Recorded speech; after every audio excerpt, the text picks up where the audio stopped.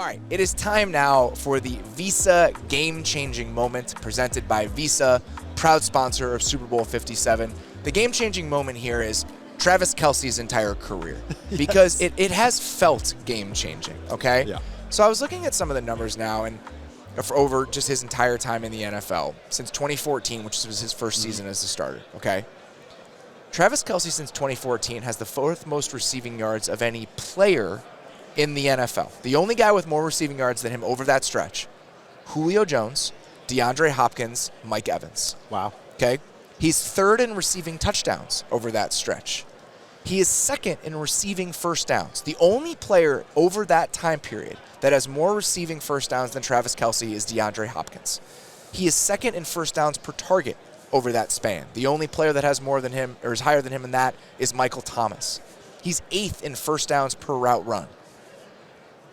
He's just shattered what we understand about modern pass catchers and what they can be within an offense. And this is more a topic in the fantasy community, but one that I was listening to because I like fantasy football this offseason. It's like he's got to tail off at some point, right? Like, and last year I think that people thought they were starting to see that the signs of that, like maybe he was on a slight decline where it wasn't reasonable to draft Travis Kelce with the 8th pick in your fantasy draft. Guess what? If you did that this year, you probably won your fantasy league. Probably doing great. And his ability to just redefine and change the game at that position and from what we can expect of guys kind of shaping your offense, I think it's almost been more apparent this year than ever because more has been put on him this year than ever within this structure of the Patrick Mahomes-led Chiefs, right? In 2014, we knew how important Travis Kelce was because they didn't throw a touchdown pass to a receiver an entire season. Yes. But that had changed since Tyreek got there, and the fact that this has been the number one offense in the league is a testament to who Patrick Mahomes is and to who Andy Reid is, but it's also a testament to who Travis Kelce is. Yes. I mean, whenever we've talked about receivers and Justin Jefferson, Tyreek Hill, and Devontae Adams and how defenses will literally change their coverages we talk about game planning coverages and game planning defensive coordinators. Those guys make defensive coordinators do this. Hey, they run man coverage? Yeah, well, we're playing Justin Jefferson. We have to run cover too. That's what Travis Kelce does. How many times teams run two-man against them, try and just beat them up and press them, have a guy. If you watch how the Bengals last week or 2 weeks ago now in the AFC Championship game, how they have two guys with eyes on him on every snap. That's the gravity of it. And I thought the same thing. I thought this year, because I was like, okay, I was very bullish on this offense. But I was like, Travis Kelce has to take that little half step. You know, he's going to get hurt. He's 33 now, about to be 34. Obviously, that's how age works. But he's playing. I thought it was really smart too. Is all the tight ends they use with Noah Gray when Blake Bell came back and Fortson, it let him kind of save some snaps. Yes, and save some grueling snaps. Yes, and because they don't ask him. I think with Kelce and Tyreek Hill, we've hinted at this and talked about this. I think that Bengals game, especially last year, really made the Chiefs evolve and eat their vegetables and be like, no, we have to be more sound with our stuff. They were just deferring to that 1-by-3 formation where Kelce's the X receiver. They just kept doing it. And Hill's in the slot. We'll just do that. Every time it's not crunch time, it's 3rd and 8. Okay, that's what we're getting into. Now you see Andy Reid getting some creativity back. He got his groove back a little bit this year. And it's almost by going back to the basics of how you use a tight end. As a hip guy, they'll go into 3 tight end looks and then motion him into the slot. All these kind of cool things. But on top of it, use them better. Yeah, like you said, grueling snaps. It's more highway miles than city miles. And on top of it, he's only playing 80% of the snaps, which is his lowest since he's his second year as a starter, I believe. His first year as a starter, he was 66% of the snaps. So it's the first time he's kind of like he's dropping off the snaps because they're saving his legs. And I think that's why he just continues to just be an absolute dynamic threat. So we obviously know that Travis Kelce is one of the best players in the league. Yeah. He's been one of the best tight ends in the league. He's been first or second team All-Pro each of the last 7 seasons. Okay, I think that. And it's not about what's going to happen on Sunday or even what's happened over the last couple games. I think it's about the totality of what he's done. At a certain point, if this continues, we're going to have to start talking about Travis Kelce as like one of the greatest players in NFL history. Right. And I don't think that's crazy to say. No. So I was looking at some of the first 10 years of their career numbers. And for Travis, that's actually kind of skewed because his first year he didn't play at all. So even these numbers are a little bit off. So in the first 10 seasons, he has 10,300 receiving yards. No tight end ever had more than 9,000. That's okay. He has 547 receiving first downs in his first 10 years. Okay. I believe no other tight end was above like 475.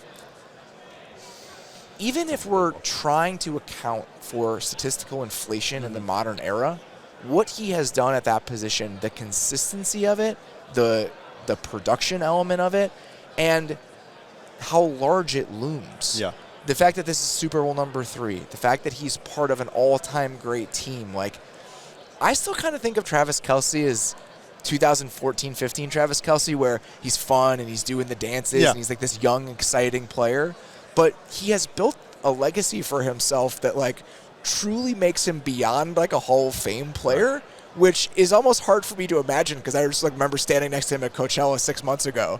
But he's like an old guy now who has built this unbelievable Hall of Fame resume for himself.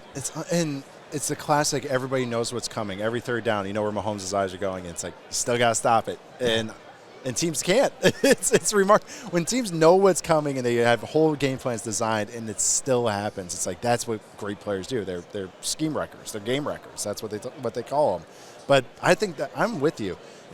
For me, the best tight ends of all time are him and Gronk. Like Gronk was unbelievable flash. But the Tony Gonzalez numbers are wild, by the way. Just I was looking at them today. It's like, holy shit. Chiefs have had both of these guys. How about that? Like with Tony Gonzalez and Kelce. Like it's unbelievable that this franchise gets these guys. But I watching Kelce, and I think what you're saying too is like best overall player or one of the better overall players of all time because it matters. That's the thing is the modern NFL.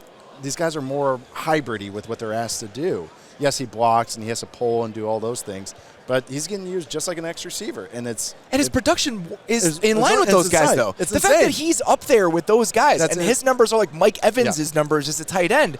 It doesn't matter if it's in a different era. Exactly. And Beller and I, we did our gambling show earlier, and he was, he's on a lot of Kelce overs, and he just broke down all of his playoff numbers in all the playoff games, and it's hilarious. It's actually hilarious. Like it's 7 catches, 9 catches, 11 catches, 8 catches, 700 yards, 2 touchdowns, and that's the playoffs, especially against the best teams. That's the point Beller's making. It's like even though everyone knows it's coming, he still is productive, and that's what he is now. He's that type of threat. When you have these guys who kind of become these figures in NFL history, the way that the Chiefs are now in a similar way. I think I've compared them to the Patriots a lot recently because that's what it feels like to me, where they're just around. And now they're just these fixtures in these huge moments that are historical. You need these little bits of serendipity to arrive at that place. And the fact that Mahomes and Kelce have this unbelievable football marriage that's almost cosmic is one of the coolest aspects of it. I was rewatching the Titans game because I thought the Titans played them well, and it's like, what can we pick up on? And there was a play that didn't even count. There was a penalty on it. I can't remember what the penalty was exactly, but Mahomes breaks the pocket, and Kelce is running to the right sideline. And as he sees Mahomes escape the pocket, he puts the brakes on and breaks all the way back inside. And it's just this mind meld, telepathy. And Mitch has talked about this all the time. It's not a new idea, but every time I'm reminded of it, I'm reminded of just how special and rare it is. Yeah. And that special, rare aspect has fueled what you see over the last 5 years. Yeah. I mean, the 4th down sprint out touchdown against the Bengals was like that right there. Barnwell described it perfectly. He said it was like an entry pass in basketball because Kelce just boxed. But the fact that the quarterback's like, yeah, I know I can throw it here, and you're gonna come down with it. It's just unbelievable. The mind meld is the fact that Andy Reid, who is a very detailed coach, lets them have their own little playtime. Hey, go figure out your guys' one. That's what he lets them do. It's unbelievable for an old coach. That's how good they are when the old coaches go, yeah, you guys do what you do because it works. And it's really, really hard to defend.